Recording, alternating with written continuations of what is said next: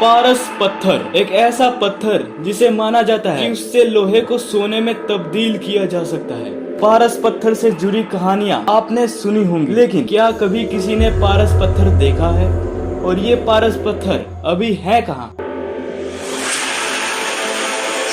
इस दुनिया में एक ऐसा किला है जहाँ ये पारस पत्थर मौजूद है, जिसके कारण यहाँ हर साल लोग खुदाई करने आते हैं। और वो किला हमारे देश में ही है। मध्य प्रदेश के भोपाल शहर से करीबन 50 किलोमीटर दूर एक किला है जिसका नाम है रायसेन किला।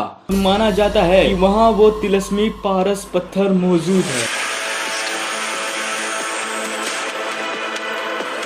ये किला एक पहाड़ी की चोटी के ऊपर बना हुआ है और इस किले को बलुआ पत्थर से बनाया गया था। इस किले के बारे में एक और फैक्ट ये है, इस किले में दुनिया का सबसे पुराना रेन वाटर हार्वेस्टिंग सिस्टम है। तो सबसे पहले ये सवाल आता है कि क्या ये पत्थर रियल में होता है और क्या सच में इस पत्थर को छूने से लोहा सोने में बदल जाता है? तो इसका उत्तर सुनो। वैसे तो अब तक पारस पत्थर को लेकर कोई ऐसा सबूत हाथ नहीं लगा है जिससे ये कंफर्म हो जाए कि पारस पत्थर असलियत में होता है, लेकिन साइंटिस्ट के पास एक ऐसी तकनीक है जिससे वो लेड, जो कि एक मेटल है, उसे सोने में कन्वर्ट कर सकते हैं और सोने को भी लेड में कन्वर्ट कर सकते हैं। भारतीय पुराणों के हिसाब भारत के जो ऋषि मुनि हुआ करते थे, उनको कई तकनीक के बारे में ज्ञान था जो आज की टेक्नोलॉजी से काफी एडवांस थी। उनमें से एक तकनीक थी लोहे को सोने में तब्दील कर देना। उनको एक ऐसे पौधे के बारे में ज्ञान था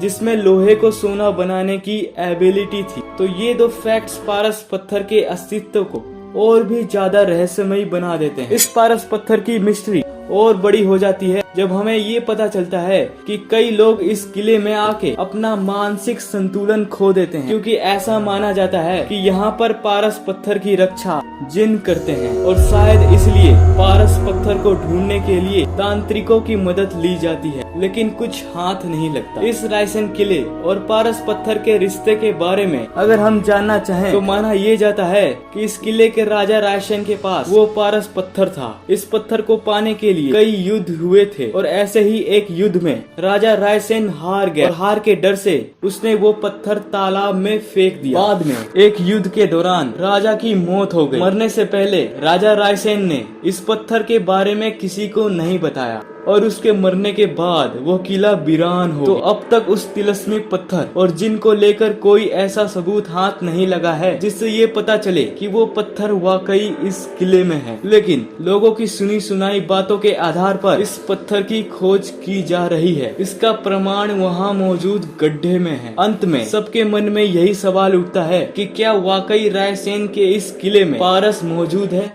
जो भी हो, ये कहानी बहुत दिलचस्प। अगर आपको ये वीडियो पसंद आई तो किसी को शेयर जरूर करना, क्योंकि इसमें बहुत इंटरेस्टिंग बातें बताई गई हैं जो सबको पता हो। मैं ऐसे ही वीडियोस लाता रहूंगा, इसलिए चैनल को सब्सक्राइब भी कर लेना। मैं मिलता हूँ आपसे एक नई अमेजिंग वीडियो में। तब तक के लिए stay foolish, stay hungry, stay tuned.